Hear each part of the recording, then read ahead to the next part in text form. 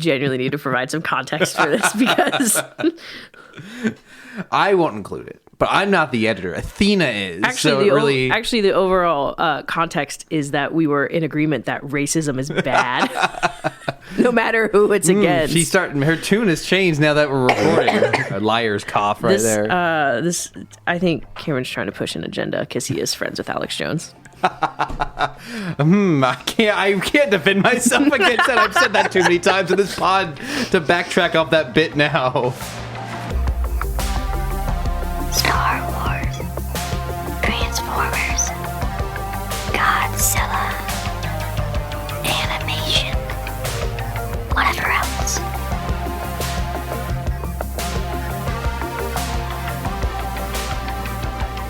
Rebels, robots, and etc.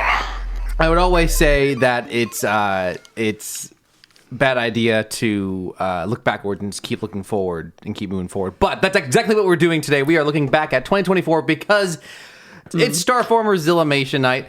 Welcome to Rebels and Robots, episode 72. We should probably be... Athena waited all that time for you just to wait until you started recording to go eat. Editing while on the job. Oh, you put the sticker I gave you on our feeder. Did. Oh my gosh. I'm so happy. It's a sticker of a black cat reading, and it says here, you're a little I was like, Rachel would love this for Athena. That makes me so happy that is on there. Put it on her feeder. I was going to say, I would love to have a graph for how many episodes we would be at if we had maintained our original schedule of one episode a week. And where we are now, based both off of moving to bi-weekly, but also like we've already skipped like 2 episodes we should have recorded this year. We're kind of monthly in 2025 right now. We'd be so much farther on our number count. Gosh, can you imagine having to listen to like Crunch Cam? That'd probably be like over 100 episodes at least. Yeah, well, like 150 episodes. Can you imagine? Over 2 episodes. Can you imagine listening to us years. 150 times? Yeah. Though I suspect, it probably equals up to about the same amount of time because we would have like things like the Acolyte. We were covering one episode. We would have covered it one episode. We did 2 episodes of the Acolyte, 1 episode. Anyways, today we are going to discuss 2024, the things we covered. We're going to discuss our favorite Star Wars thing. There was only one new Transformers thing, but we can maybe talk about. We're talking about definitely like our favorite movie that we covered, so that might include Star Wars Transformers movie, depending on your. I actually have not thought about it. I need to look at the list. Depends on how you feel about Godzilla X Kong. Sure. Kung Fu Panda 4. I don't know. Maybe I'll come up with a category in the middle, but maybe like favorite performance, like favorite like acting performance amongst all the stuff that we covered. I'll come up with a list. So listeners, you can play along. You can message in your favorite stuff as well. We watched Ghibli movies too. Yeah. Oh, okay. Okay. Well, okay. No. What I was thinking was like new stuff we covered is what I was thinking. And maybe we can do like favorite thing that was new to you, period.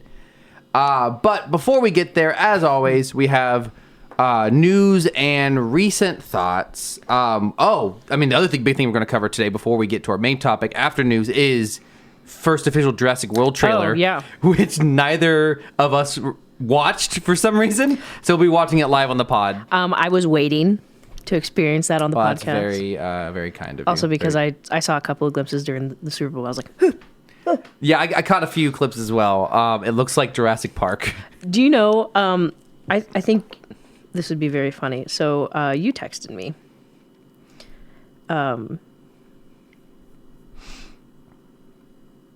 No, you didn't actually text me. Sorry. I forgot. I thought you texted me about the Jurassic Park commercial. You didn't. You texted me about Barry Keoghan. However, I would like you to know that my ma'am, texted me.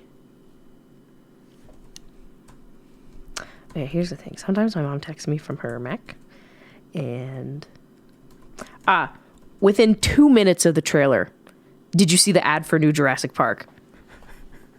I barely sat down with my food. My mom also said she's behind in listening, so get it together, Mom. Oh, I thought she had just stopped listening altogether. Nah. Which I guess, like, if you ever started listening, if you've listened to one episode and you never listen again, you are technically always behind. Like, unless you catch up, if you never listen again and you've chosen, you are technically in the state of being behind. She can catch up after she retires this year. I did not know she's retiring. Congratulations to Rachel's mom. Also, officially on the pod, since last time we recorded, I did receive a very lovely care package for Mr. Peanut, full of very lovely gifts. And thank you to Rachel's mom for those. They were great. I'm just quickly writing down all the things. Did you set up his water bowl? I still need to do it. I have not. He doesn't know that it exists, so he can wait. Doesn't know what he's missing. I feel like he doesn't know a lot of things exist. That's true. That's true. Like anything beyond a couple miles outside of our house. I guess he was born and lived briefly. But anyways, but it's not cat talk. This is news talk. It's always cat talk. I have one news. Okay. And I already texted you about it. Well, let's talk about it. And I tweeted about it. Allegedly, The Acolyte is getting an art of book. Oh, yes. I remember you texted this to me. You can pre-order it for sometime, I think, later this year. Like, there's not even a cover yet. It's going to be $50. I'm hoping this means we're going to get some other projects that get art books. But I'm kind of intrigued that out of the recent projects, non-COVID, that The Acolyte is getting one first. I would almost expect Ahsoka to get one first. Yeah, you would think. Yeah, I mean... Or like, they probably wouldn't do it for Bad Batch. I think the Neverending, or even maybe Kenobi, Andor didn't get one, but... That's so weird. Here's the thing. I don't know if it's going to get one, which is heartbreaking. I didn't start coughing literally until you walked in, so I'm sorry. My presence has angered Athena and made you have I went through a whole workday with not a single cough. So something tells me that there's a visual guide. There's a Dawn of the Rebellion visual guide that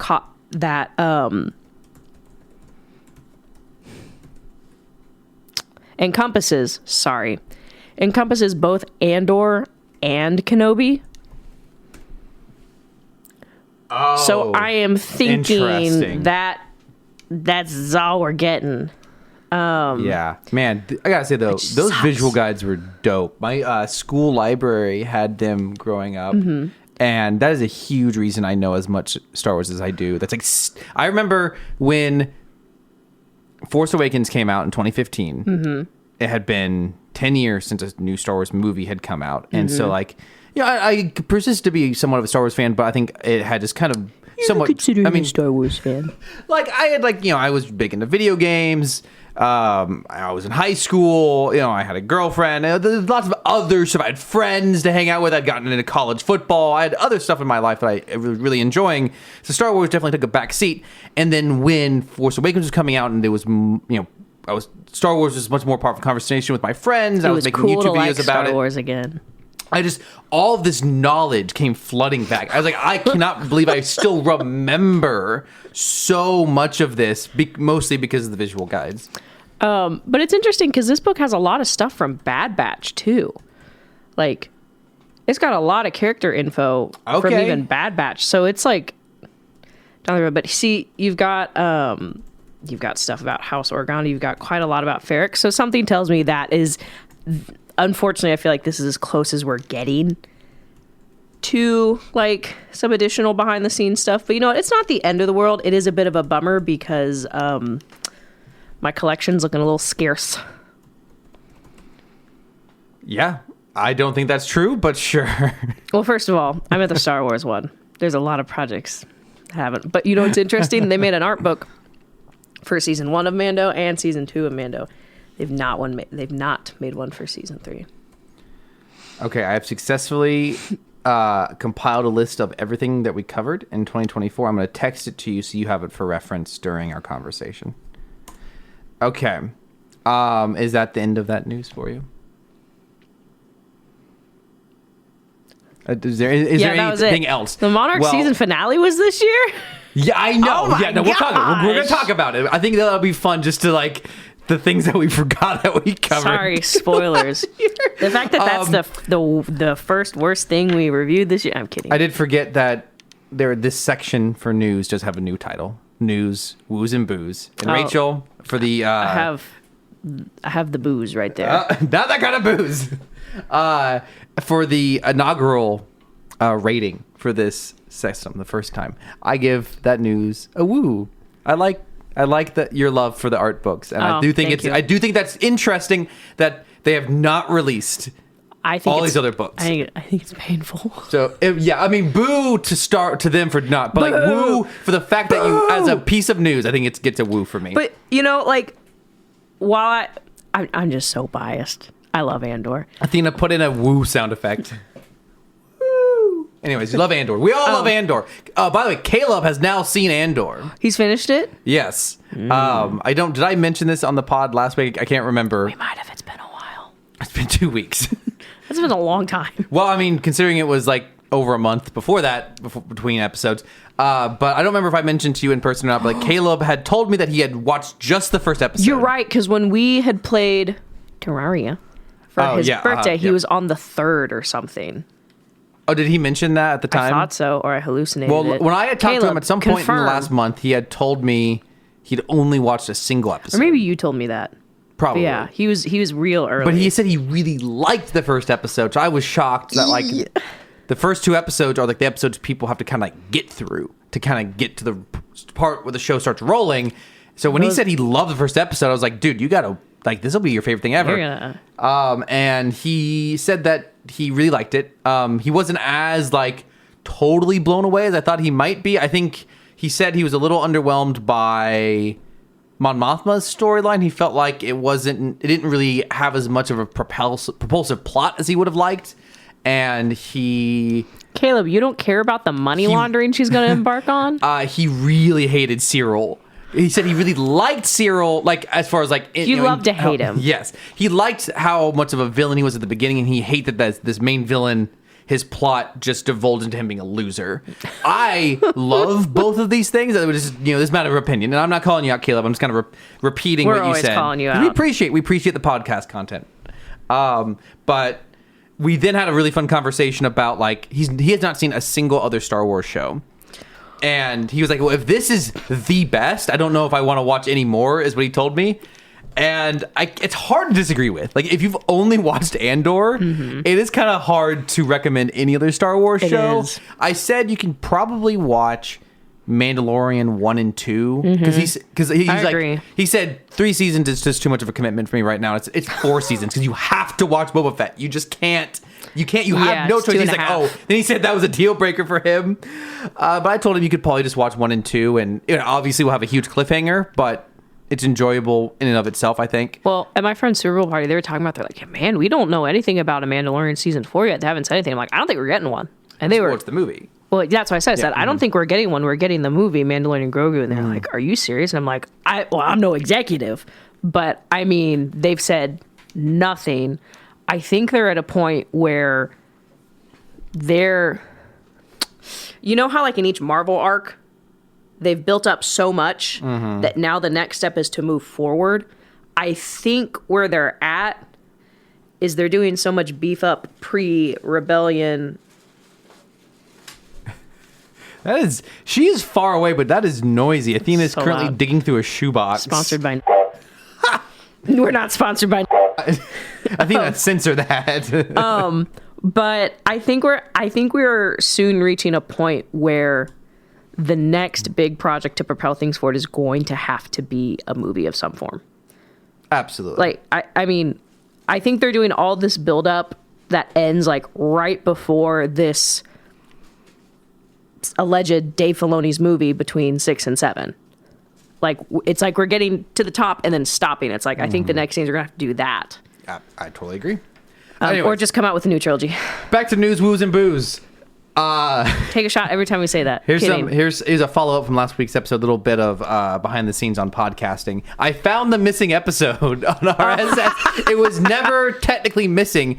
I had so whenever you publish on RSS, you can give each episode its episode title. It's not automatic.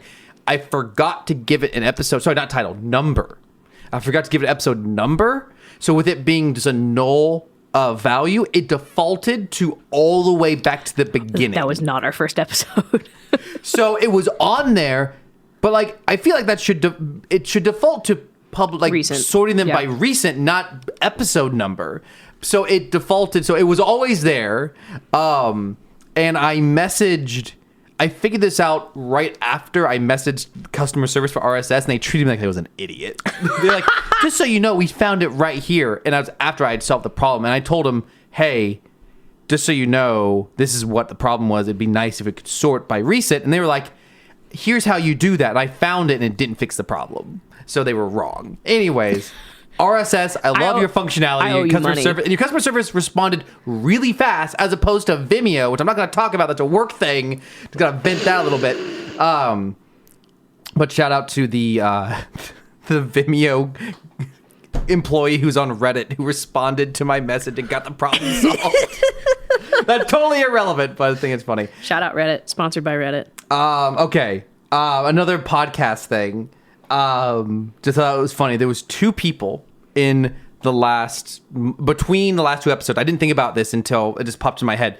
Between the last two episodes of recording, I saw two people who clearly had forgotten about the podcast, which is fine. I don't expect people I know to listen to the podcast, but it was really funny because they clearly, the moment they saw me, they remembered that I had a podcast and were like, oh, that's the podcast, man. I forgot that.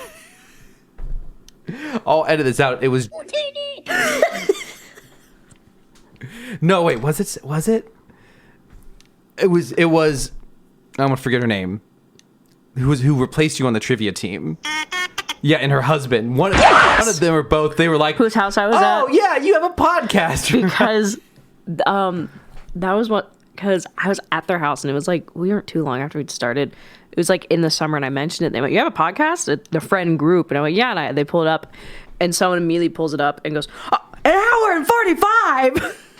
That was like one of our longest. I think about that every time I see our episode like that. I think about that, and it makes me laugh. And so we talked about it, but I talk about Star Wars all the time with her husband. Like every time I'm at their house. He was very talkative about Star Wars. I'm like, have you seen the newest shiny thing they released? And he's like, I'm working on it. And I'm like, okay. We've censored your name, but if you do happen to listen to this episode, you know who you are. Thanks for letting me come to your house. It was fun to have you on the trivia team, and it was fun to talk Star Wars and Dune with you guys. The other person was not. It was a friend. My wife's friend's husband. They were visiting from Arizona, and I would say I'm friends with him too. But he clearly we sat down. We had not seen each other in like 6 months, and he was like, "What's the name of your podcast again? I gotta listen to that." Like clearly, and it's totally fine to forget about it. It's just funny that people see me, and if they know about the podcast, that seems to be the first thing they think about sometimes. Well, the funny thing is that I'm also working on a project at your workplace. Oh, yes. Volunteer hours. I'm not being like sourced real volunteer hours or commissioned. I'm helping with another department, you could say. Yes. And Cameron has been tasked to get something for me for that project. And I was being informed of that and by the person who said, yeah, I contacted him and said, he was like, oh, yeah, he said, tell her I'll get it to her. And I said, oh, yeah, Karen and I, we've been friends for years. We have a podcast together. She goes, oh, that's exactly what he said. It was the podcast aspect. So. Okay, last bit of news from me. This is a little bit out of date timeliness now, but Same. So incredibly famous within the film world, David Lynch, he passed away. And his connection. Didn't we talk about it 2 weeks ago? I don't know if it kind of briefly came up, but I forgot that he does have a connection to this podcast. Rebels and Robots and etc. Did briefly meet with George Lucas about directing episode 6. And if you've ever watched a single moment of anything David Lynch, you would know that was a bad idea. The only reason Lucas reached out to him is because he directed the original Dune movie. So I guess if you've seen that Dune movie, you would know incredibly different. My mom said, mom was telling how she went and saw the first one in college, a group Dune? of yes, Oh, Dune. wild. And she said also funny because hearing this conversation between my parents, where my mom was like, "Yeah, I went," and my dad goes, "I was there too." My mom did not remember. Apparently, my dad went. If you listen to this and I am telling this incorrectly, I swear, Dad was like, "I was there," and you said, "No, you weren't." So that's super funny. That's so good. She said when you went to the theater, before you went in, they handed you like a brochure. Yes, explain like character names and like it was like an index or a pamphlet to unexplain things. Yeah, like a dictionary. Yeah, so good. A visual guide. Yes. For Yep. Mm-hmm. Well, anyway, so there's this great quote from Lynch that I found, and he's got a very distinct voice. I'm gonna try to do it. I'm probably gonna. He's dead. What? So he's got to say he's very famous for his voice. He put himself in his movies. I was asked by George to come up to see him and talk to him about directing, which would be the third Star Wars. And I had next to zero interest, but I always admire George. You know, George is a guy that does what he loves, and I do what I love. The difference is what George loves makes hundreds of billions of dollars. You know how JonTron does that voice thing? I feel like that's what you just did. Anyways, I did initially misread that of the difference is that George loves making hundreds of billions of dollars, which is not untrue, but it was the difference is what George loves makes hundreds of billions of dollars. Poetry, all right. Anyways, a very funny analysis of David Lynch. He also very famously said he got a headache 10 minutes after talking to George. That's so funny. That's hysterical. Do wish David Lynch had, for whatever reason, directed something in a franchise after Dune, but he was a very creative and very independent if he was in the talks for maker. Dune 3. Brutal. I mean, that would have been great. Brutal. Anyways, that's the end of news and woos and boos. I give that a woo. Woo! Anyways, 2024. No, Jurassic World. What's it called? Rebirth. I better not see it. Jurassic World Preborn. We're about to watch it right now. Jurassic World Reborn. As a reminder, this is a double whammy for being related to the podcast because it's also directed by Star Wars Rogue One director Gareth Edwards. Star Wars Jurassic World, Jurassic World Reborn, but it's like the reborn babies. Phenomenal. Great. You're welcome. Here we go. We've got Dr. Henry Loomis, this is Zora Count the Bennett. brightness on your computer. Deck up. Dr. Henry Loomis, Thanks. This is Zora Bennett. On mission. Alita won. Mission? So we've got Scarlett Johansson as our Jonathan lead. Bailey, Countless who's in lives. Wicked. It comes from the largest dinosaurs on the planet. Oh my God. So Fortunately for us, this has got to be the original island, right? exist in one I don't know. Let me isolated watch, place. Cameron. Can you be ready tomorrow? I can guarantee your safety. That's not the Maybe original more or island. less. That's a museum. More or less. So Scarlett Johansson is seemingly some sort of He's your guy. The bodyguard, best. military person. And people in and out of places they shouldn't be. So really, it seems like Beetles. they Patrol, but there aren't that many anymore. Why's that? That is the original one, I think. and we got One's dumb enough to go where we're Mahershala Ali. I don't know. The research facility. Okay. For the original Jurassic Wait. This is the Wait. research Wait. facility. Three biggest dinosaurs. Do we have to get a sample from an egg? Oh my gosh. Get it from the parent? Is this Site About B? the size of an F-16. Maybe we should make it quick. So they're in some sort of ruins. Oh, they're bringing back the flying dinos.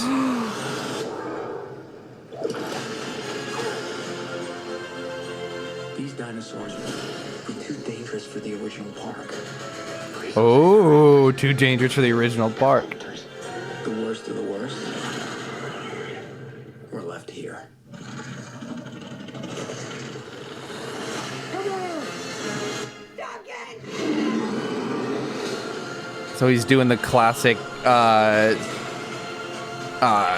flare to distract the dinosaur. What was that? Yeah, that was a crazy looking one. That's a long shot. It was almost like it looked like a Oh my troll more than a gosh. dinosaur. Helping the mosasaur. Defend territory, stalk, hunt. None of what you just said is good. We're getting attacked by watery boys. Those are Spinosauruses, Cameron.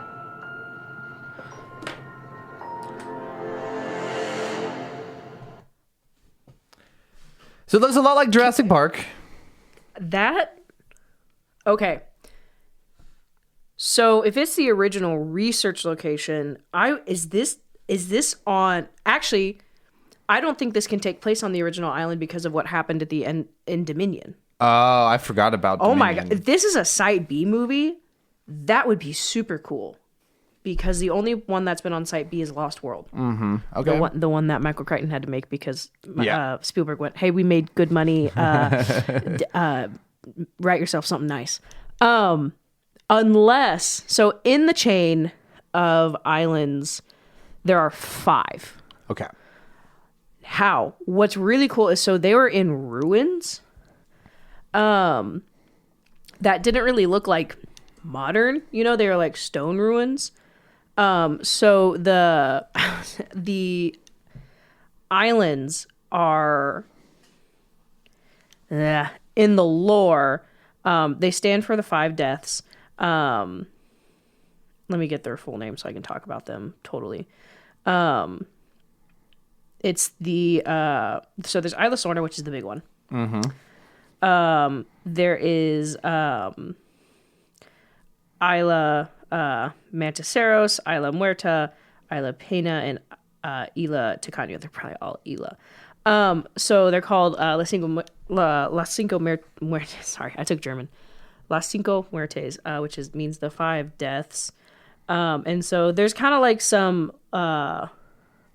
lore in a bit of a way that there's like some Mayan influence in these islands. So if they're going that that the ruins, route, yeah. that would be so cool because that has not been done in any of the movies. Sure.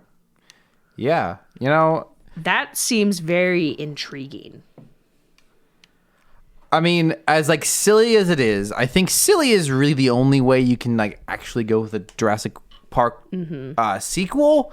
And this is the island with the dinosaurs who are too dangerous for the main park is pretty good. It seems like they're playing around with some like genetic engineering, Which because there's this guy who has like a skull face. that looks like an alien. You know what I mean? Yeah, Like it's kind of alien looking. It's kind of like ape-ish. Like its arms like kind of bend. It's like it's got big front arms like an ape. there have been so many ideas thrown out for Jurassic Park thrown out there, going from the realm of mixing dinosaurs to mixing humans and dinosaurs for like military super weapons. We see a very small. We see a very small part of that in Jurassic World, where Yeah. they're training the raptors for military use. Yes. But I'm intrigued. I'm intrigued. It would seem as though a huge criticism of the first one was that like you had very dated element of like laid back, cool working class hero guy Chris Pratt and uptight. Oh, Jurassic World. I thought you meant Jurassic Park, and I was like, Did I say Jurassic Park? I meant Jurassic World. You said the first one? Oh, sorry. Yeah, the first Jurassic World. Then you had uptight business gal Bryce Dallas Howard. And they've I think they're very intentionally swerving towards making sure that they have the female lead is herself an action hero with, it's not inherently bad. It just kind of seems like an obvious, course correction from within its own series. Scarlett Johansson is an actress who really needs good, like, directing and good screen. Like, she can be good, but she's not like one of those people who just like shows up and is good. Herschel Ali kind of is a guy who I do kind of feel is good no matter what. So I think he brings a lot. I do hope these characters have. I think that is what these people who make these Jurassic Park movies, I think they often forget how strong the character work was in that original film. That fills in the spot. Like, it does two things. One, it makes the scenes without the dinosaurs compelling and interesting in their own right. And then when you get into the dinosaur elements, you actually care whether these characters live or die. Or some characters you want to see die. Or like some characters you're kind of interested to see if they die or not. Like, no one feels bad for the lawyer in Jurassic Park. Well, you're happy to see him die at that point. When he dies because he abandons the kids to the T-Rex. Yes. When he dies, you're like, yeah, that sucks. Yes. Also, he's literally a scummy lawyer, so, people aren't really rooting for him. This is exactly kind of how I think you'd expect a Jurassic Park teaser trailer to be. I certainly, just about any movie, you always hope there's kind of something else. Like, surprises are always good. I think especially in the 7th movie in a series, you got to have something surprising in there. Maybe when they said they kept the most dangerous dinosaurs on the island, they're going to clone John Hammond. the most dangerous Ooh, one. That is the trend in these kind of movies. Like, very famously, the Alien movie that came out last year had Romulus. They brought back an actor from the original one who the real actor is android, dead. Yeah. So I would not be surprised if we get some sort of eerie, ghoulish AI recreation of an actor who's passed away. And I think he's one of the main ones that would be a target for that. I quite enjoyed Alien Romulus. We considered talking about it, but then I decided I'm good. Because I told you not to watch it. That's true. Because I knew things and stuff. Anyways, on to the main subject for today. Looking back at 2024, I'm going to quickly rattle off the things that we covered. Monarch. Talk that much. We somehow managed to cover the last part of Monarch last January. Totally forgot about that. Godzilla 2014, Bad Batch Season 3, Kong Skull Island, Godzilla King of the Monsters, Hell yeah. Kung Fu Panda 4, Godzilla vs. Kong, Godzilla X Kong, Tales of the Empire, The Acolyte, Inside Out 2, From Up on Poppy Hill, Princess Mononoke, Castle in the Sky Castle, Bumblebee 2018, Transformers 1, another one I forgot about, Lego Star Wars Rebuild the Universe. One I left off the list, I somehow managed to skip over. I think it was in the same episode as this, is why I missed it. The Wild Robot. Oh, yeah. The Spooky Special, Avatar The Last Airbender, Happy Hates Giving, and Skeleton Crew. I think you mean Princess Monomonkey. they were in there. So I think let's start off with favorite Star Wars thing. So that includes Bad Batch Season 3, Tales of the Empire, The Acolyte, Lego Star Wars Rebuild the Universe, and Skeleton Crew. I'm going to go with Skeleton Crew. I think I liked... It felt... I don't know. For me, it felt fresh. It just felt like a very easy watch. There weren't exceptionally high stakes. So that was just something I enjoyed out of it. I ranked my Star Wars projects. Bad Batch Season 3 is bottom of the barrel for me, unfortunately. Agreed. I'm glad we're on the same page about that. Yeah. That was just... I'm sorry for for everyone that loves it. I'm so glad that you loved it. It just feels like they didn't know what to do. It feels like they tried to do too much and then not enough. And I don't think they had the time to actually build up to these super large, meaningful moments and plot lines that they wanted to, in a way that just didn't hit for me. Yeah, I think especially Season 3, while being bad in of itself, also really hurts my overall impression of the show. I know! Bad Batch, because when I think about the show, I think about mostly enjoying Season 1, Season 2 having its high point, and then Season 3 just not really accomplishing anything. Yeah. So I barely even remember much of what happened in Season 3, and the stuff I do remember, I don't remember enjoying all that much. I remember being super excited for Season 2, pre-ordered all the figures. And then throughout Season 2, I was like, okay, but Season 2 kept feeling like I was waiting for something to happen. And so then when Season 3 came along, I was like, okay, we gotta kick up some stuff, and it just never did. But yeah, what was your top? This is a hard one for me. Nothing really jumped out at me. Like I would say generally enjoyable. other than Bad Batch Season 3, which I didn't hate. You know, we still watched it. It wasn't like I just pieced out and still refused to keep watching it. Mostly just okay. I would say the peak as far as elements was in The Acolyte. I think the stuff that I enjoyed the most was, but I think even for me, the negatives of that don't bring it down that much. I think the biggest thing that brings it down from being my favorite is that it just doesn't have an ending. And that makes it really, because when I think about favorite, I think about what am I most likely to rewatch, or what had a, because there's some stuff I don't really plan on rewatching, but maybe had like a really profound impact on me, and I think about a lot. And Acolyte can't really click either of those boxes because it doesn't have an ending. It didn't really get to go where it was trying to go. Like, it was starting to do things. It was starting to say things. It was starting to build up. It either needed more episodes or it needed to cut out a lot of unnecessary. Yeah, absolutely. So I would love for Acolyte to be up there, even with its flaws, but I don't think I can.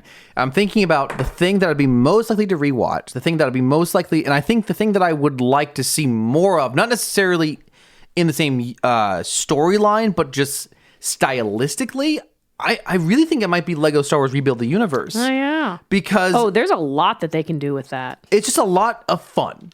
And I think it was the most original.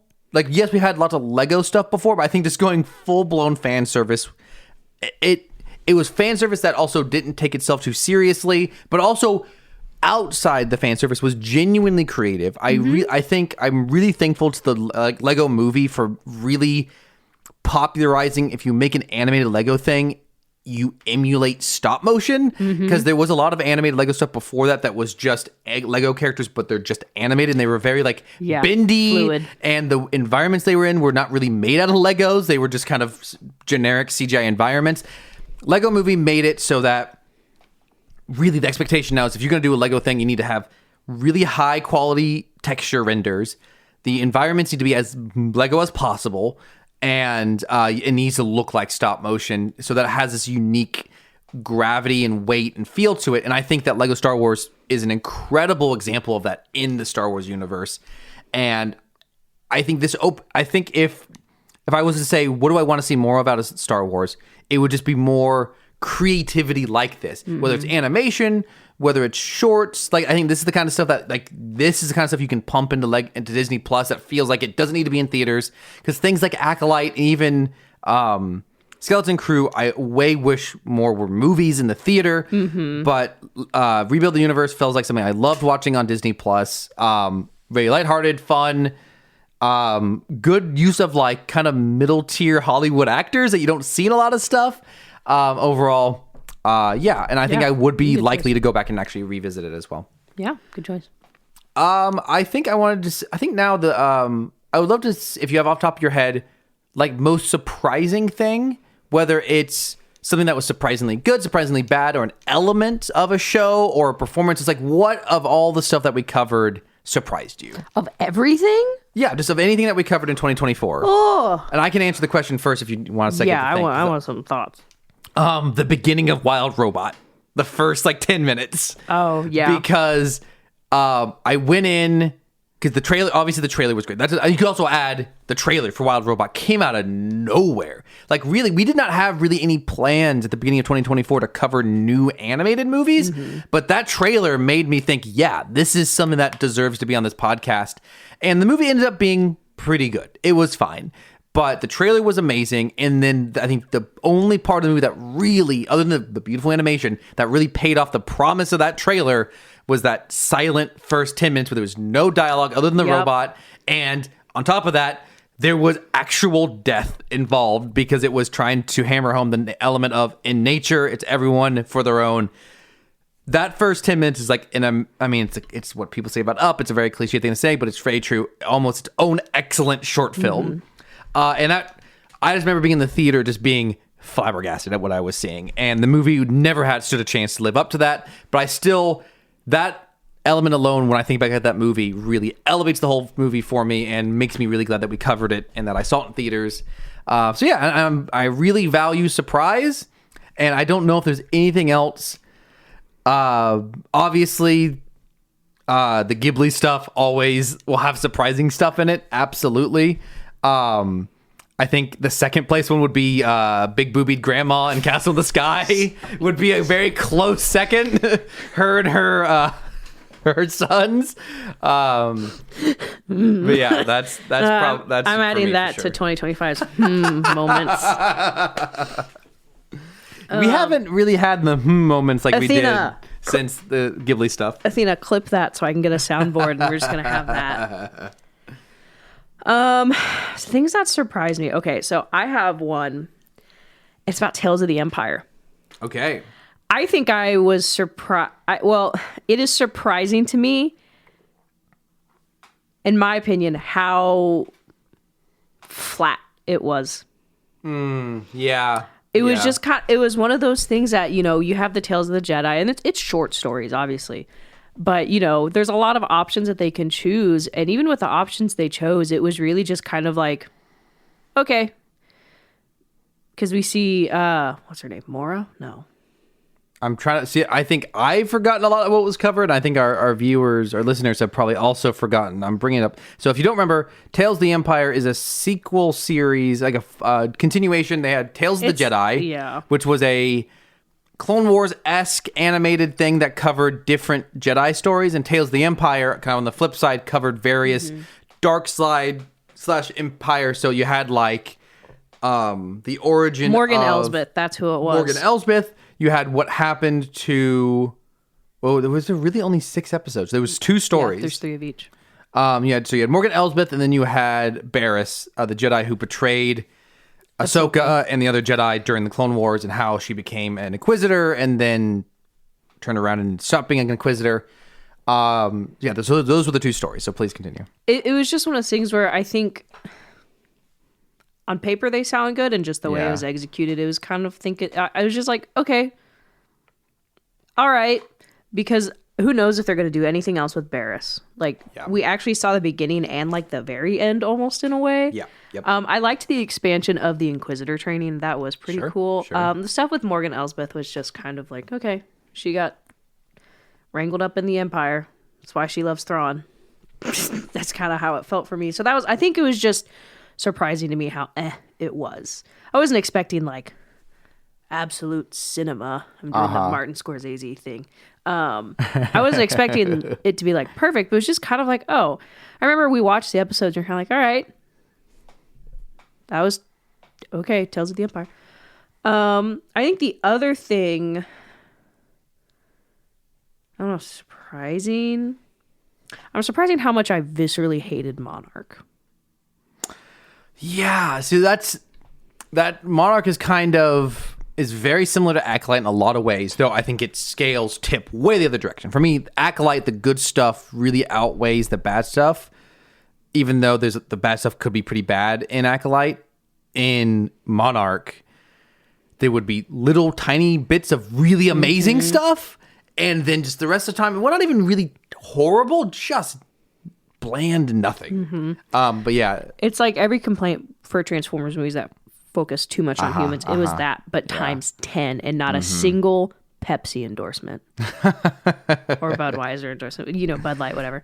It was something, because I was really excited for it, and gosh, you just got to hear me every 2 weeks hating on it. So that was the surprise I think I had. The hms. Okay. So I realized an element that I've really enjoyed in this podcast that we kind of dropped because we didn't really have a theme ongoing, though we need to name it now for Skeleton Crew. We had various seasons during the course of this show, and I'm going to send you the list if you want to choose a favorite or least favorite. Seasons? So we had Hotbot Summer. Oh, gosh. Which is not, I've never even considered going back and retroactively renaming, because it started with when we covered Transformers over the summer during our first year. We didn't have a name for anything before that. So we came up with Hotbot Summer. That continued on to Ahsoka Autumn / Ahsoka Autumnal. Monster Wonderland, which is when we covered Godzilla -1 and Monarch during the winter. Then we had Mon March Madness and also Bad Barch Badness, which was when we covered the MonsterVerse movies leading up to Godzilla X Kong around the month of March. And then also Bad Batch in the same time. Then we had Suns Out, Guns Out Summer, brought to you by Darth Kymir, The Gun Show, Teethies, which was when we covered Acolyte Season 1 during the summer. We had Miyazaki, Dog Days of Dead Dad Summer, which was when we covered 3 films directed by the Miyazaki boys. And then we had Septformers Month, which was Bumblebee and Transformers 1 during this month of September. And this is a good time to come up with our Skeleton Crew name. We covered it during the winter. Dead podcast, tell no tales. Oh, that's not bad. Dead hosts tell no tales. So we got Skeleton Crew. Skeleton Crew. We're gonna do some live brainstorming here. We're padding times so we can get monetized. Yeah. Skeleton Crew. So ideas include Dead Pods cast no tails. Dead podcasters cast no pods. I don't like that. Dead podcasts tell no tales. Keep it simple for the kids at home, Cameron. You could see. We didn't really have a running joke as much through that show. It wasn't. We just kept saying it's all skeletons in it. Yeah, that's all it was. I guess that could be. It's all skeletons in it. That's what. That's almost got to be what it is. It was. Hey, if they ever do another Pirates of the Caribbean movie, then we can use the Dead podcast. Yeah, yeah. I do hope that would be great to cover on the pod. Some sort of. Oh my gosh, us getting to watch all the Pirates of the Caribbean movies again. I would love that. That would have a very similar energy to us covering all the Transformers movies for sure. I don't. It's like a Christmas or winter element to Skeleton Crew. Skeleton Snow Crew, Snowleton Crew, Skeleton Snow. Hold on. Jack Skeleton Crew. There was a Blue Elephant Boy. Skeleton Crew. Hold on, censor that. That gives away where we live. You can't say that on that. That's obscene to say. Me when I say something funny and it's got to be censored because I've doxed us. Skeleton Crew. What was the name of the ship? I keep forgetting the name of the ship. Onyx Cinder. Onyx Cinder. That's what I call Athena. Onyx December. I think you're pushing it. We should live call my dad. Dead podcast tell no tales. Treasure podcast. Skeleton Cruise. The Skeleton Cruise Treasure podcast. Nah, I don't think I like that. See, you do this thing where you put too many words in it and it loses. Well, I'm trying to make it make sense on its own. Like Septformers is so clean. And if you read any of these, you kind of get an idea of when it was. So I think they all reference the time of year. I think that's really important for a good season name. It references what time of year it happens. So it needs a wintry or a Christmas thing. Or end of semester. A bone-chilling winter. The Skeleton Crew bone-chilling winter special. Skeleton Crew cold to the bone. Oh. Skeleton Crew takes a ride on the I keep forgetting the name of the ship. Onyx Cinder? Onyx Cinder. Oh gosh, no. Skeleton Crew takes a ride on the Onyx so December.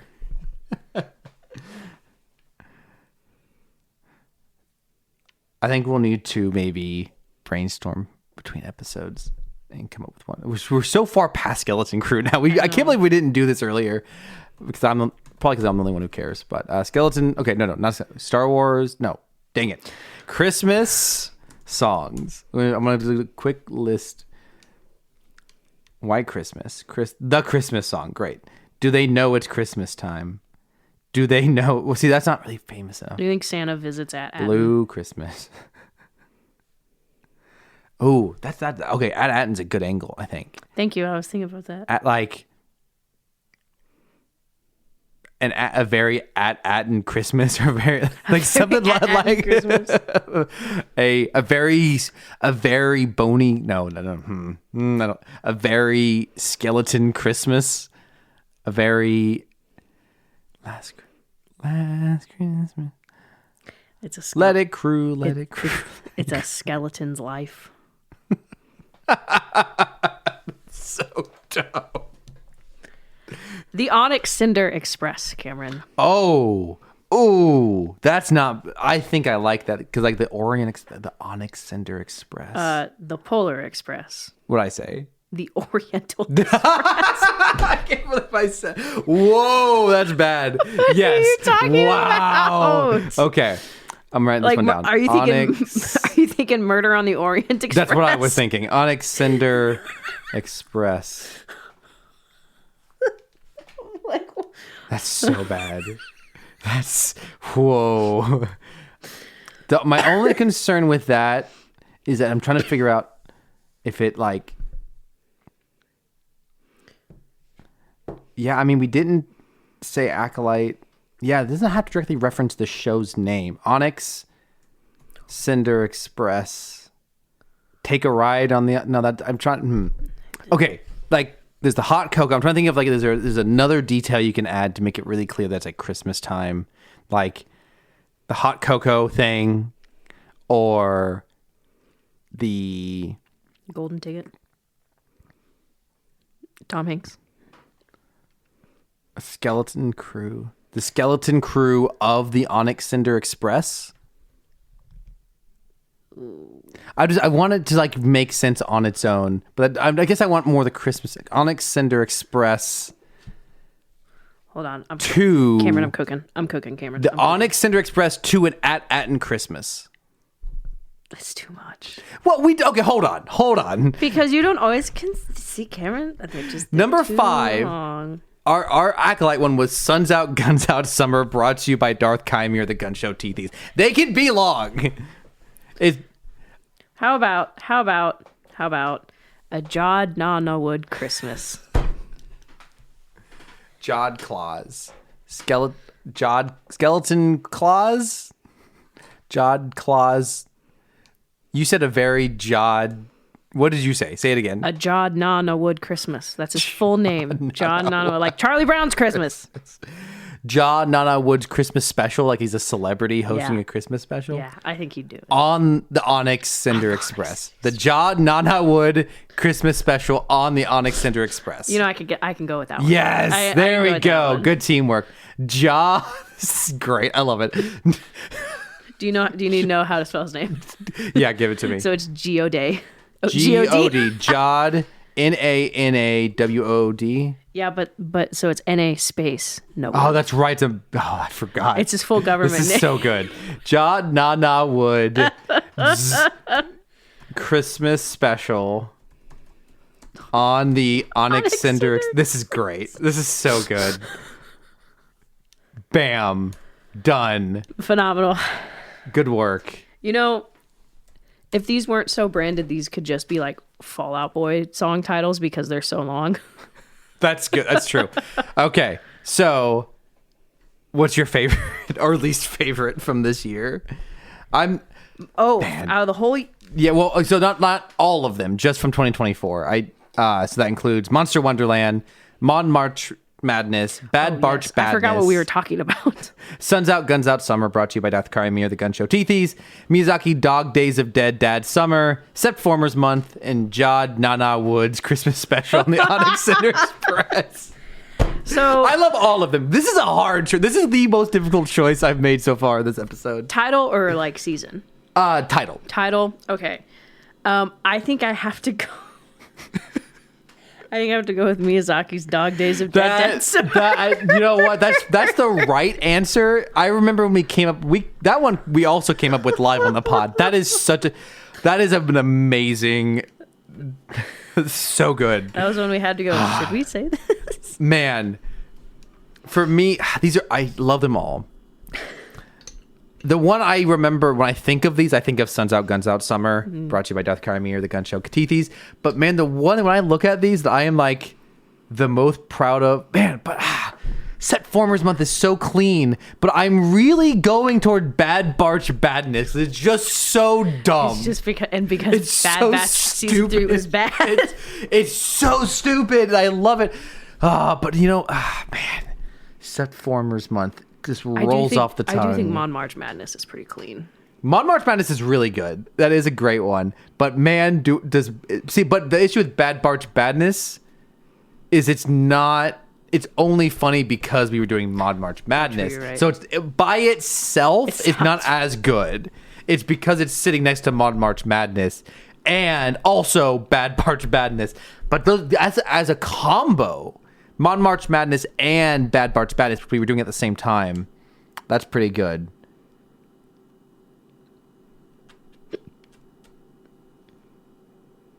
Because also, out of context, if you said Sept Formers Month, do people know you're talking about Transformers? We're actually talking about septic tanks. Yeah, I think I got to give it to Mon March Madness and Bad Barch Badness together as a pair, as a duo. That might be cheating a little bit. Season. But I do have it in here as one item. Well, that was fun. Okay, kind of in a similar note, do you just have an episode? It's probably like, do you just have a moment or an episode you remember just really enjoying recording? Like when you think about back at 2024, you think about the podcast, what was the most fun that you had on the pod? Sorry, sometimes I get weird. Yeah, you do sometimes get weird. I agree. So I got a weird article that just says Bad Batch Season 3 expands on Ventress with a prequel. I don't know what that means. Good question. So I'll remind listeners of everything we just did kill. Hold on, let me think. We've talked so much this year, Cameron. I mean, that's the thing. Let me go through the episodes. This one is not my answer, but coming up with Prentice Monahumke while I was making just in general, making the thumbnails. I love making the thumbnails for this show. It is so fun. But Prentice Monahumke was a particularly favorite moment of mine. That's not my dead number one, but that is high up there. The just like how done we were at the end of Monarch season finale. By the time we got to the end of that show, that's kind of a fun memory of just like we were just so done because we hadn't really we were very done with the Transformers movies, but we had seen those before.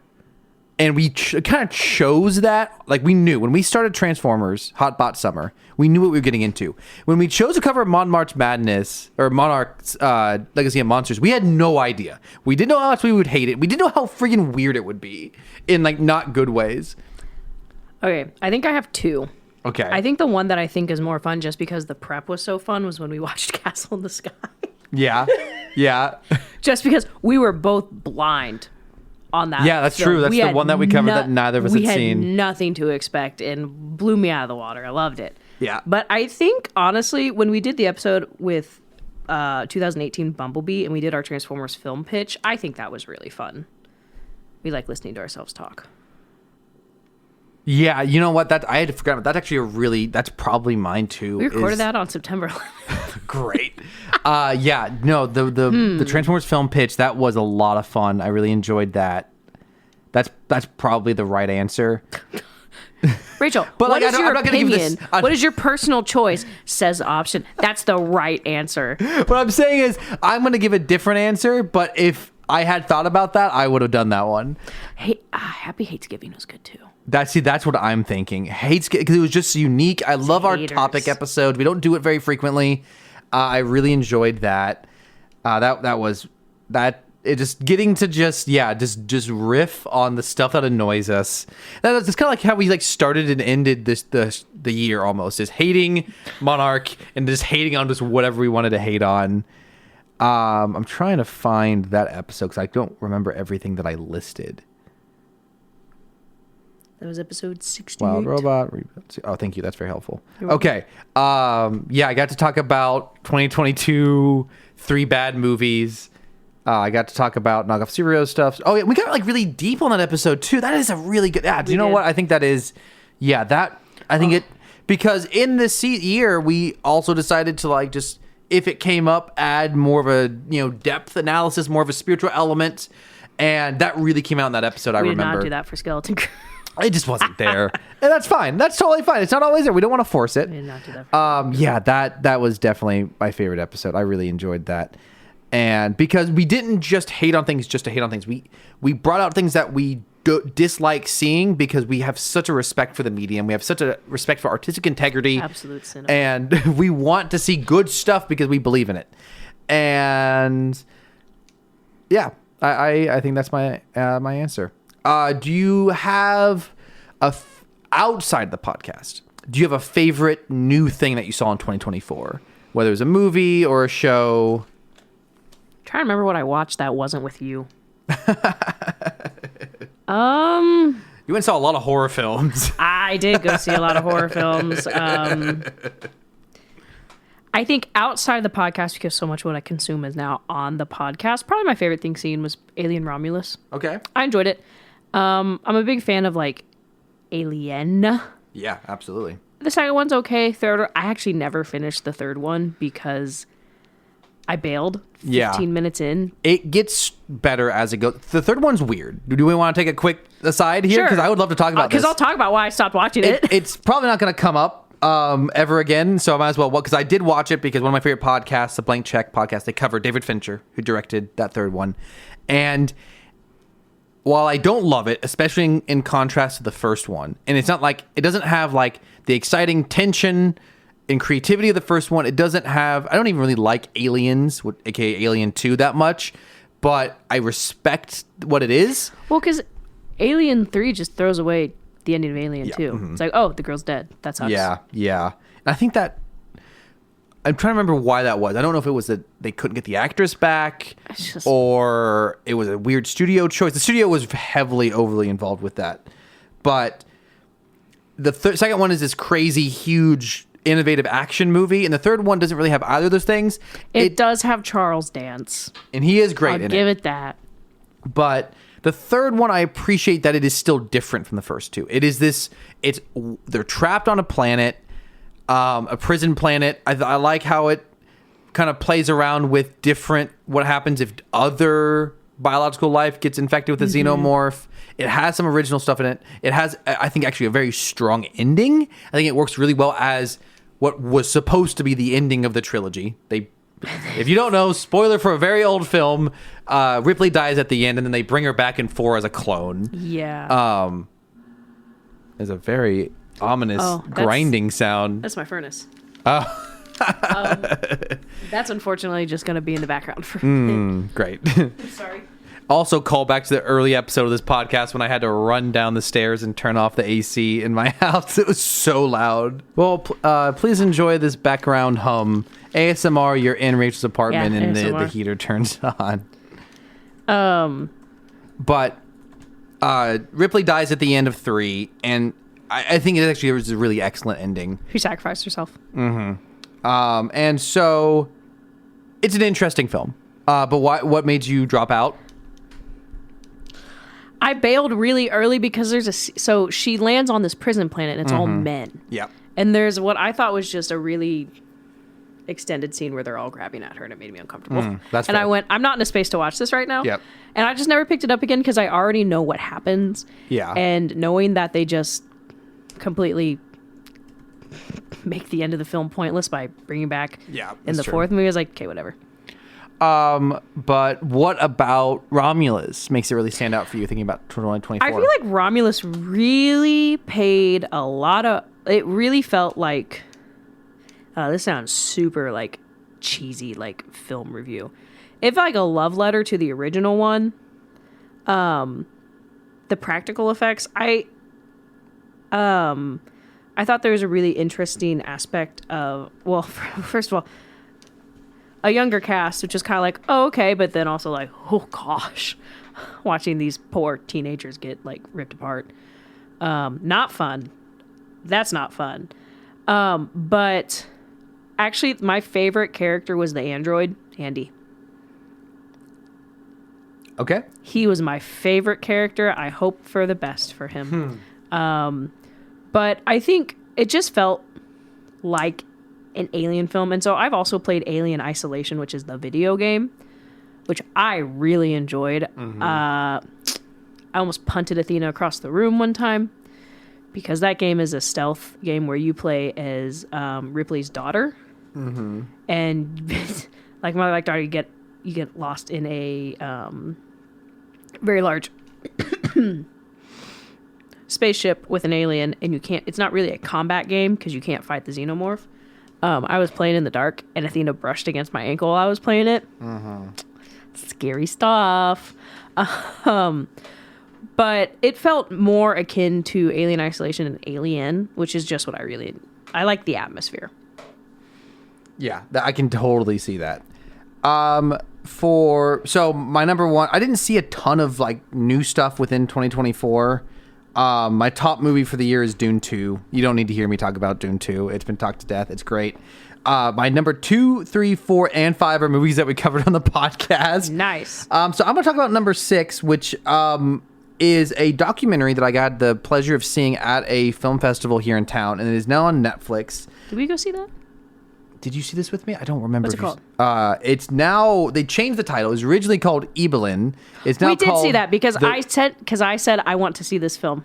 Okay, so you saw it with us. Yes, I forgot that this was last year. I'm putting that as my favorite. Okay, nice. It's now called The Remarkable Life of Evelyn. Yes. It is, is he Swedish? Norwegian? A Scandinavian young man who had a degenerative disorder who eventually pretty much rendered him totally immobile. He lived his entire life at that point in his early 20s in his basement. And after he passed away, his family learns that he actually had this very vibrant, active social life through World of Warcraft. He only ever chatted, though, via text message or text chat. Accessible tech. So they had every conversation he had was documented. Every chat log. And they recreated them using animated assets from World of Warcraft. So it is a documentary. You have actual interviews with real people, but then you see recreations within World of Warcraft. It's a phenomenal documentary. It is. Highly recommend it. It's if you cry, you'll cry. Yeah. I don't think there is a dry eye because we saw it with a huge group of people, and it's the last 10 minutes, so you just hear. Yeah. Like so in various points. It's on Netflix. You probably have access to it. It's super good. It's not only just a phenomenal documentary, but just the way they went about it with the different ways. So there's interviews from his parents and his family. There's interviews with the people he met online who had like really no idea what he was going through health wise. And then just like I just love the fact that they're like, we're gonna retell all these conversations. They could have read the chat logs. Yeah. They could have said, he said this to me. They recreated it. Yeah. That's just an extra step. It's very excellent. That elevates it. And if you're worried, I mean, I would totally understand by hearing the description if you thought maybe it's just another generic inspirational documentary. I think what's great is that they are not afraid to discuss this guy's shortcomings and his insecurities, that like not everything he did was good. Like I think it's a really nice portrait of a complex human being who did some really great things for other people. And then he also had some toxic self-image problems that caused him to withdraw from people. I think it's it's comprehensive. It's very human story that is I love a lot of the stuff that we cover, but obviously it gets a lot into fantasy and science fiction. Sometimes gets not so human. Very human story that I highly recommend. But yeah, it's not a story of like, oh, look at this disabled young man who was perfect in every which way and never did anything wrong. It's not like that. It is a very truthful documentary, but it's a good one. Yeah, absolutely. It's not disability porn. I would consider it. I think final question, and if it's Skeleton and Crew again, that's totally fine. Crew. Just what is your favorite thing that we covered? Transformers 1. Oh, wow. You're quick with that. Okay, tell me why that is just immediately your answer. It doesn't have to be a new thing in 2024. Oh. If it's anything I just we've want ever covered? No. In 2024, of all the stuff that we covered, what is your favorite thing? It is Transformers 4. Okay, cool. I mean, gosh, I could talk about it all day. Big fan of Transformers. It hit a lot. It checked a lot of boxes for me. It was an animated Transformers film that wasn't on Earth. And it was kind of nice to see an origin story. Actually, honestly, when like my pitch in our pitch episode was fairly similar. Yeah, what I was looking for was basically, I would say, Transformers 1 delivered on. Out of 2024, like outside of the new stuff, I love the Studio Ghibli. It was fun to kind of branch off into that. I'm always a fan to watch a Godzilla movie. Like you want to say, hey, you watch a Godzilla movie? Yeah. Yes, I do. We can watch Shin Godzilla. We didn't watch that one. You want to sit through 17 minutes of Godzilla and 2 hours of politics? I love Shin Godzilla, but I just don't know how much there is to talk about with it. No, for sure. But yeah, it is great though. I would say mine was probably Transformers 1. I really enjoyed that one. That was probably like the high point of the year for me. Yeah, we covered a lot of really good stuff, and this was something I think it's cool. I did not watch this with the intent of covering it on the podcast, but I watched it this year for the first time, and then we decided to cover it. Avatar: The Last Airbender. Oh yeah. I mean, if you told Cameron a year ago you want to watch, you want to talk about Avatar: Last Airbender, he probably would have punched you in the face. I don't know. I would have been. I was never. He would have given you a snarky comment. That's much closer. I was never like resistant to Avatar: The Last Airbender. I was never like openly like that looks. I think I'll hate that. It was never that. When people were telling me I would love it, I always kind of believed them, but it was never like I am really skeptical about television in general. Avatar: Last Airbender is the gateway drug into anime. That's true. That's why Cameron was avoiding it. And I thought it always looked cool, and it seriously was very close to being. It was almost not Starformers originally. Before we recorded the podcast, it was almost Star Wars and Avatar, Starbenders. So that was almost the other half of our nights together. So I'm glad I finally watched it and blown away. I mean, there's so little things I've ever seen in my life that people talk up so much that I actually surpassed what I thought it could be. I mean, if you had asked me like to describe maybe its upper limits of quality, I don't think I ever could have thought it could actually be this good of a show. Like nothing but good things to say about it. Like I think like the most negative I ever felt about it was that this is a pretty good episode. Like that is why for a 4-season 20 plus episodes on average per season, it's wild. It's so crazy. I'm really glad we talked about it on the pod. It was a lot of fun. I'm not in agreement because I've known this since I've watched it. So when I look at this list of like a bunch of good stuff that I really enjoyed, that one is just like such a standout. Cool. Well, this was a fun year. I look forward to what 2025 has. I mean, there's going to be some good stuff, hopefully. Andor season 2. But maybe we can next episode. We don't know exactly what we're going to cover next week. We don't know. We need to decide what we want to cover. Well, we got to figure out our schedule for the Jurassic Park movies. That's true. So we have hopefully next week we will have a full comprehensive idea of what at least the near future looks like. But the near future right now looks like Meme Minute, but it's longer than a minute. But is it longer than a minute? Because we don't have a ton of memes these days. We're getting closer to a minute because Cameron won't stop talking. I have a video and 3 images. I have some stuff let me see what I can find. You go ahead and play me your video. See, the thing is, I save things for TikTok and I don't remember what they are. Mace Windu, whenever he receives a mission report from Anakin, Ahsoka, and Rex. Oh, from the Super Bowl. Very topic. Too ghetto. That's good. I forgot what that was. This is a link that I've saved, and I do not remember what it is. So here we go. That's my favorite kind of meme minute. Oh, it's a reel? Ugh.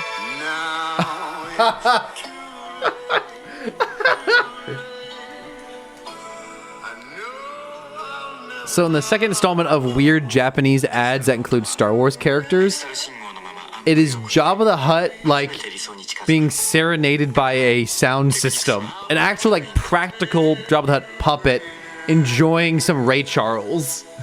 He's just like vibing to Ray Charles. It's so good. Hey George Lucas, we have this idea. Can we borrow?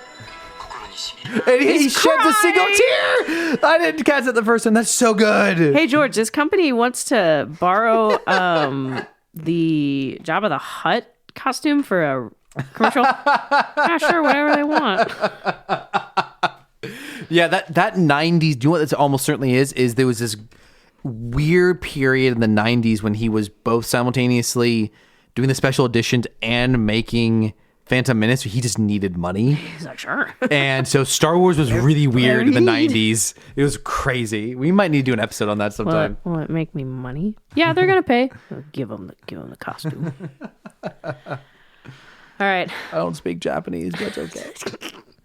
If you don't remember, the other video was when his head turns into a camera. George Lucas himself, head turns into a camera. What else you got? Born too late for livable wages. Born just in time for Fortnite Godzilla wearing shark slippers. Is this a weekly installment of unnecessary Fortnite reference? It all goes back to Fortnite, Cameron. You know what else is in Fortnite? Transformers. Everything is in there. Mm-hmm. And Star Wars, actually. That's how they announced Palpatine's return. Yeah. What else you got? Athena has something to contribute. All that soda is bad for you. Me and my Baja Bacta tank. Oh, nice. So Baja Blast is a kind of Mountain Dew that's kind of this like teal color image of Luke in the Bacta tank from Empire Strikes Back. It's a very tealish color. Yeah, that's good. I like it. I've got one meme here. It's kind of Transformers adjacent. GoBots? I always talk about how toy markets age with their fandom. Well, it's about to get real.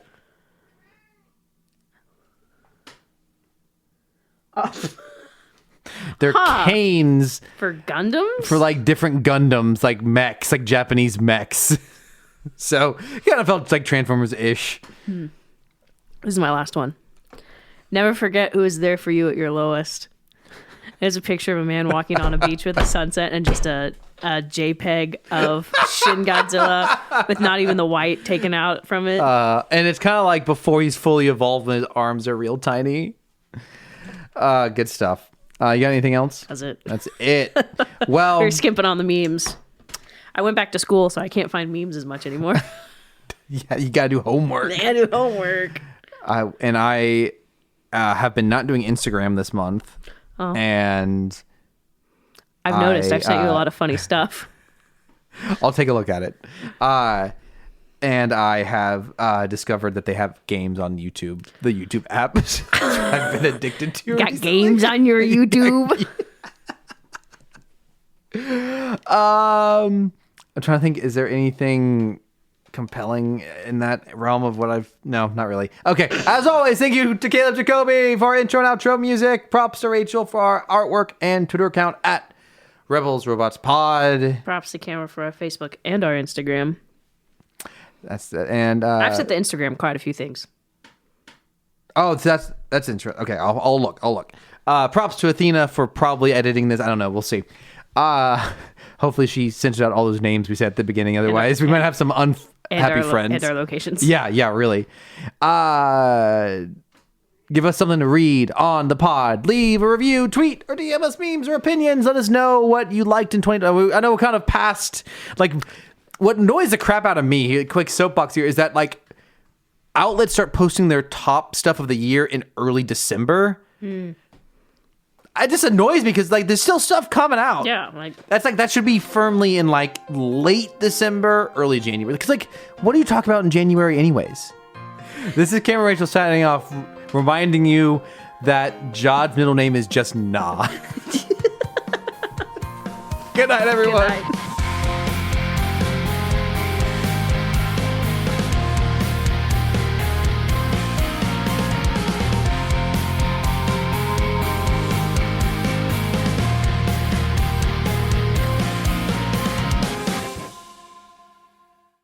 That was fun. That was good. That was good. We kind of came in fully unprepared, but I think unprepared for a podcast. Yeah. Wow. Yeah, definitely not us not knowing what we're talking about just for the next episode, much less the rest of the year.